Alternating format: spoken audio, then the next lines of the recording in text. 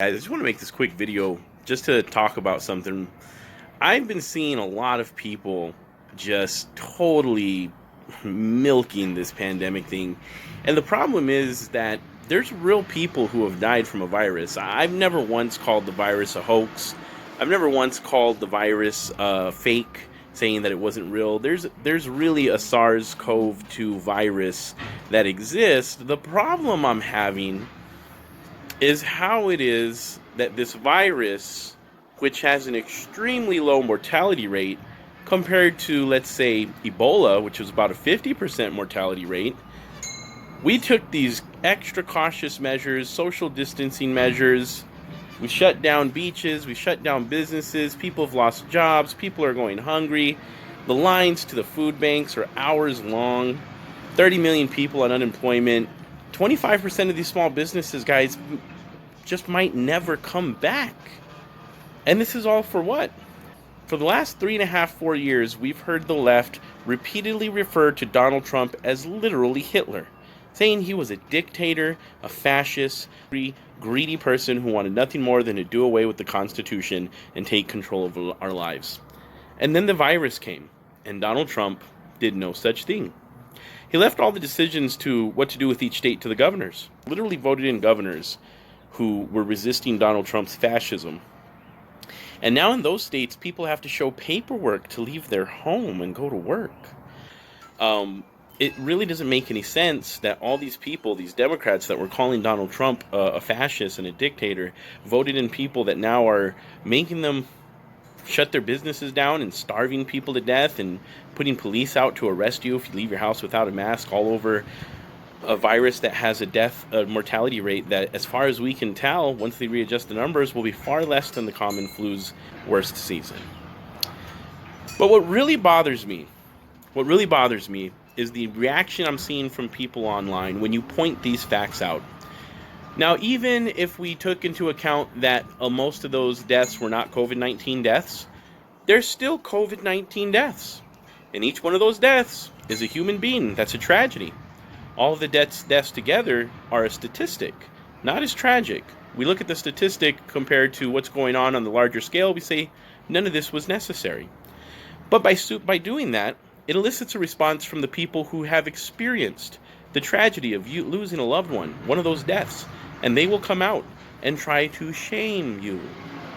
They think that we're saying the virus is not real, as if their loved one never died and none of it ever happened and it was all just a hallucination. This is the reaction we get from people. I've heard this so many times. If someone you loved had died, you would care more. You would think it was real. Well, it's not that I don't care and don't think it's real. In fact, it's not that I'm some kind of monster who lacks any kind of human empathy at all. You see, the other day I was just at the cemetery visiting my brother's grave. My brother was murdered with a gun 14 years ago. And at no point in those 14 years have I ever even considered shaming people and giving up their right to bear arms. That's their right. It's their right to bear arms. And I don't see how peacefully assembling, protesting, opening your business, worshiping in church, or just going out to eat at Olive Garden is any less of a constitutional right than owning a firearm. I don't see the difference between the two. It's not that I lack empathy. It's that I have logic. And my logic and my reasoning is consistent. I don't want it to be inconsistent. So if I'm not going to say that we should take away everyone's rights to bear arms just because I have loved ones that have died from gun violence and it hurt me extremely bad, and I'm not going to stand on the graves of my dead loved ones to shake a finger and try to shame everyone around me into submitting to tyranny.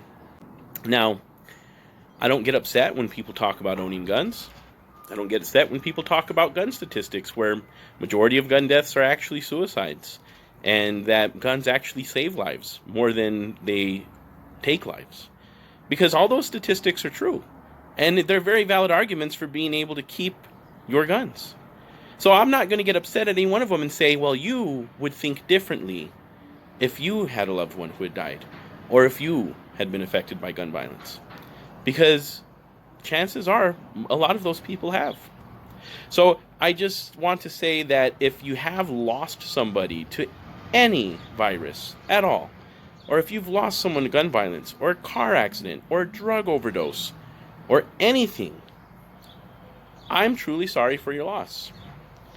But there's no reason at any point in time to disrespect the memories of those that we love by using them as an excuse to try to shame others into forming to our ideologies.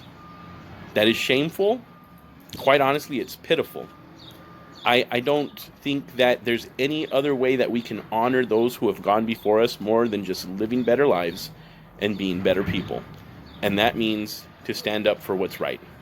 And I think that it's time that America stands up and we let the dead bury the dead, and we let those who are in pain to mourn, and the rest of us can go right on to living our lives, having our rights, restoring our country, and making America great again.